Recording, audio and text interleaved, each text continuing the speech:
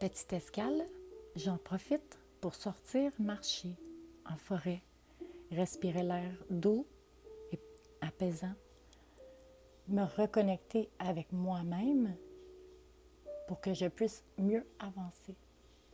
Depuis le début du parcours de ce train, j'ai eu l'avantage de travailler avec la petite Mélodie.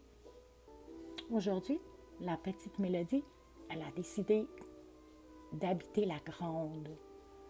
Elle a envie d'aller marcher où elle a toujours eu envie d'aller, de ne plus avoir à se restreindre d'aucune façon, de juste laisser libre l'air aller, effleurer ma peau pendant que je marche et laisser tous mes sens partir à l'envolée en même temps que le soleil se couche, que le vent continue de souffler. Un oiseau volant à l'orée du soleil couchant vient me voir, moi, seulement moi, me regarde dans les yeux et me dit un message. Ce message n'est pas totalement compris. Mais si je regarde son âme tranquillement et je me connecte avec la mienne, peut-être que ce petit oiseau était moi dans une autre vie. Qui sait? En restant là, tout simplement, je ressens une énergie si près et si loin à la fois. Une énergie dont j'ai besoin.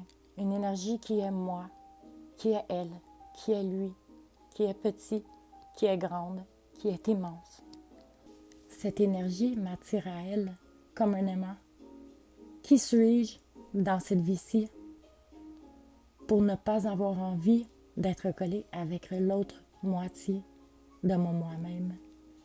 De son lui, de son elle, de sa petite, de sa grande, de son immensité. Cette énergie est l'autre pôle de ma batterie. Cet autre pôle a besoin d'exister